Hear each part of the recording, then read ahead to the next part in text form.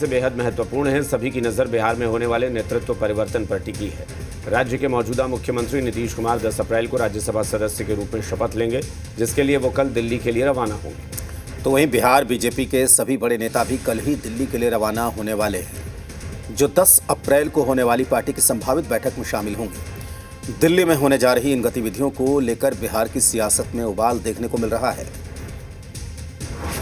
बदल जाएगी बिहार की राजनीति, बदल जाएगा सरकार का चेहरा, बहेगी राज्य में नई सियासी बयार। बिहार की राजनीति एक बार फिर से निर्णायक मोड़ पर खड़ी नजर आ रही है।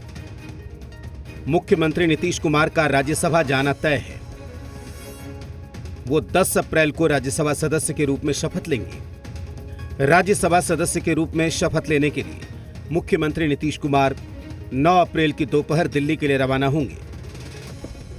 कहा जा रहा है कि इसके बाद नीतीश कुमार मुख्यमंत्री की कुर्सी को अलविदा कह देंगे और इसके साथ ही बिहार में नई सरकार का गठन होगा, जिसे लेकर पटना से दिल्ली तक सियासी हलचल तेज है। कल जाएंगे, परसों शपथ लेंगे। सरकार से कब तक सरकार का फॉर्मेशन कब तक होना है? सरकार का फॉर्मेशन तो उसके बाद कल परसों शपथ लेंगे। उसके बाद जब वो इस्तीफा देंगे तब एनडीए के सभी दल बैठेंगे, आपस में निर्णय होगा, तब सरकार का गठन होगा। बिहार में नई सरकार के गठन को लेकर बिहार बीजेपी भी पूरी तरीके से सक्रिय हो गई है।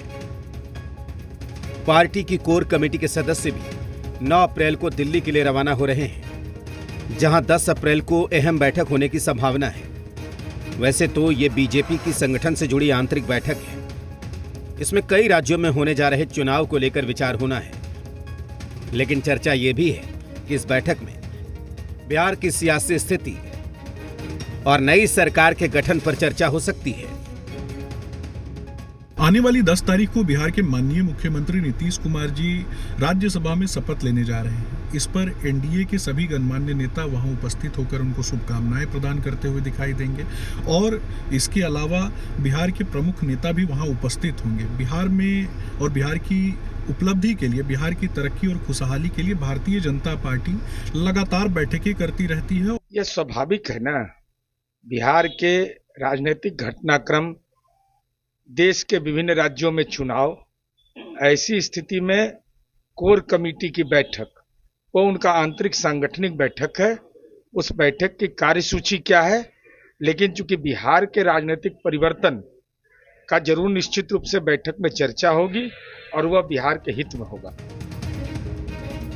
वहीं विपक्ष अभी भी बिहार में होने जा रहे नेतृत्व परिवर्तन की खबर को लेकर सहज नहीं हो पाया है। विपक्ष इसे बीजेपी की सोची समझी रणनीति का हिस्सा बता रहा है, जिसके लिए मुख्यमंत्री नीतीश कुमार की बलि दी जा रही है। इन बीजेपी के लोग नीतीश कुमार जी को जिस तरह से हाईजेक करके रखा और जबरदस्ती इस्तीफा दिलाया जाएगा, ये देखने वाली बात है कि बिहार अब किस तरफ जा रही है।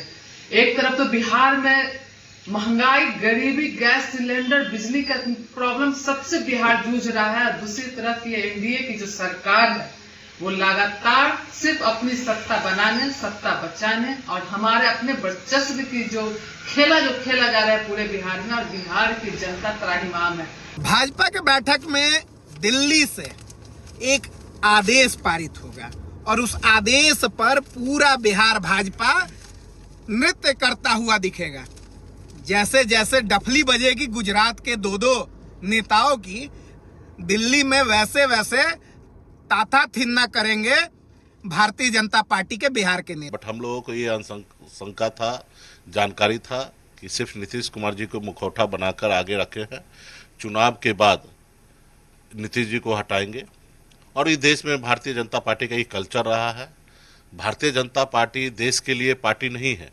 ये पहले मुगल, अंग्रेज जिस तरीके से देश को कब्जा करते थे, उसी तरीके से भारतीय जनता पार्टी चुनाव नहीं लड़ते, देश को कब्जा करने में लगे रहते कि हर जगह हमारा ही आदमी रहना चाहिए। वहीं इस बयानबाजी के बीच बिहार में नए सरकार के चेहरे पर अभी तक सस्पेंस बना हुआ है।